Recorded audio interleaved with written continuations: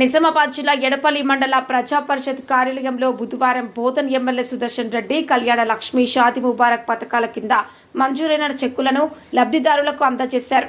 ఈ కార్యక్రమంలో మొత్తం 68 మంది లబ్ధిదారులకు చెక్కులు పంపిణీ చేయడం జరిగింది.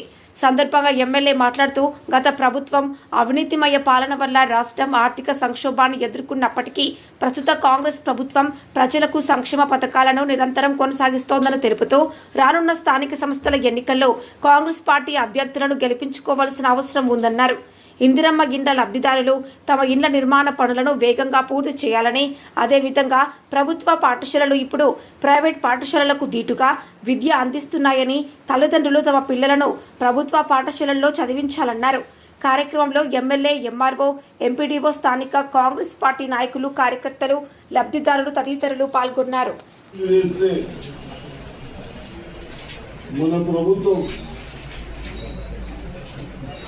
మీకు ఖర్చుల కొరకు సహాయపడాలన్న ఉద్దేశంతో మరి ఈరోజు మీ ఇంత చిన్న మండలంలో 68 లక్షల పైచలకు ఇస్తున్నాం. అంటే ఒక్కొక్కరికి ₹1,00,000 1,16,000 ఇంకా 3,16,000 ఇంకా 30 ఇంకేమో మీకు ఎంత ₹1,00,00,000 అయిపోయారంట కదా.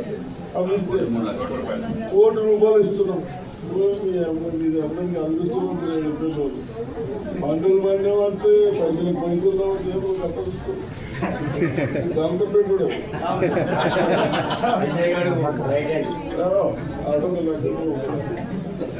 అయితే ఈరోజు కళ్యాణ లక్ష్మి కానీ, షాదీ ముబారక్ కానీ మనకు ఎంత ఇబ్బందులున్నా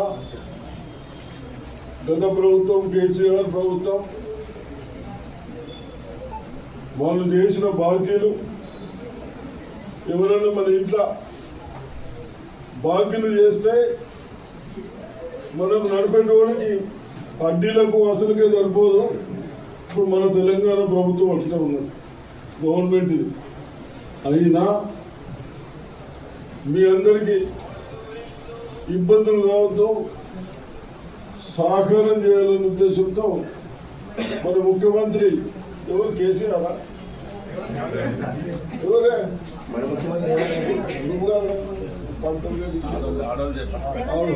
कौन है आपका मुख्यमंत्री?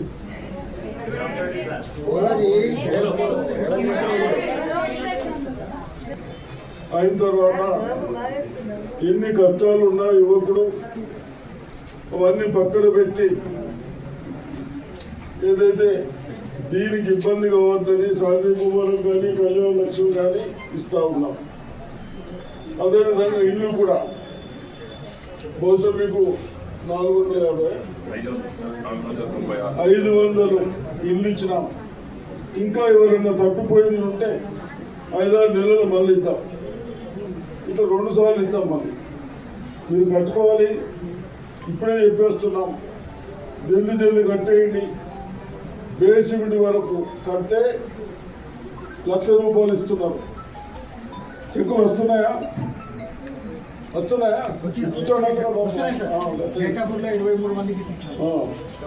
ఇచ్చిందా? ఎంత? కట్టకుండా ఇస్తున్నారా? నేను కూడా కొన్ని పేర్లు చెప్తాను. కట్టకుండా బేసిమిటి వరకు కడితే ₹1,00,000 ఇస్తున్నారు. అదేవిధంగా స్లాబ్ లెవెల్ కడితే 2 లక్షలు, 3 లక్షలు అయిపోయాయి. స్లాబ్ వేస్తే 1,00,000, 4 లక్షలు అయిపోతాయి.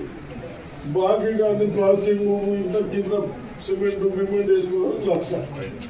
5 లక్షలు ఇస్తున్నాం. జల్దీ కట్టుకోండి. మన దగ్గర పైసలు ఉన్నా ఇస్తాం. అదేవిధంగా ఉష్కేట్ కూడా మీ నారాయణ వీళ్ళంతా ఉన్నారు, ట్రాక్టర్కు 6-7 వేలు తీసుకుంటున్నాం. అది తప్పు. తహసీల్దార్ గారు, ఎండిఓ గారు వీళ్ళకి ఒక్కొక్కళ్ళకి 8 ట్రాక్టర్లు అవసరం పడుతుంది. వర్షాలు పడితే వెళ్ళాయి, అక్కడికి వెళ్ళి తెప్పిద్దాం. సార్లు అక్కడికి వెళ్ళి తెస్తారు.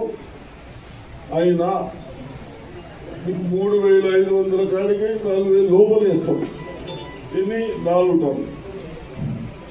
వీళ్ళకు ₹1 గవర్నమెంట్ కట్టేది, అది కూడా ఫ్రీయే. అది కూడా ఫ్రీయే కాబట్టి నేను ఇలా చెప్తాను. వర్షము రాగానే ముందు మీకు అవసరం ఉన్నాయని ట్రాక్టర్ రోడ్కి పైసలు ఇచ్చుకుంటే వేసేసుకోండి. అన్ని గ్రామాలలో రేపటి నుంచి స్టార్ట్ చేస్తున్నారు. మీరు పర్మిట్ ఇచ్చేయండి. ఇప్పుడు అడగండి ఎవరెవరు కడతా ఉన్నారో. ఒక 4,000 పర్మిట్ ఇచ్చేయండి. ఒక్కొక్క రోజు 2-3 గంటలు. కాబట్టి తప్పనిసరిగా అన్ని స్కీములు వస్తూ ఉన్నాయి. మీ అందరి బాధలు. అదేవిధంగా చదువుకోవడానికి కూడా మన ప్రభుత్వం స్కూళ్ళల్లో 70-75% మార్కులు వస్తున్నాయా?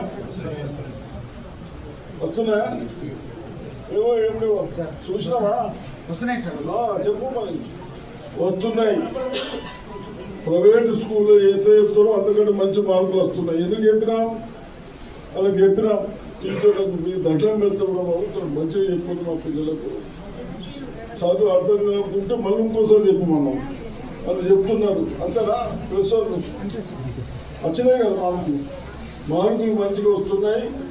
మీరు ప్రైవేట్లకు పంపండి. గవర్నమెంట్ స్కూళ్ళని వేస్తే ఏడాదికి 25,000 మిగులుతాయి. ఇద్దరుంటే 50,000 మిగులుతాయి. చదువు నేను కూడా నిమ్మగా తీసుకుంటా. చదువు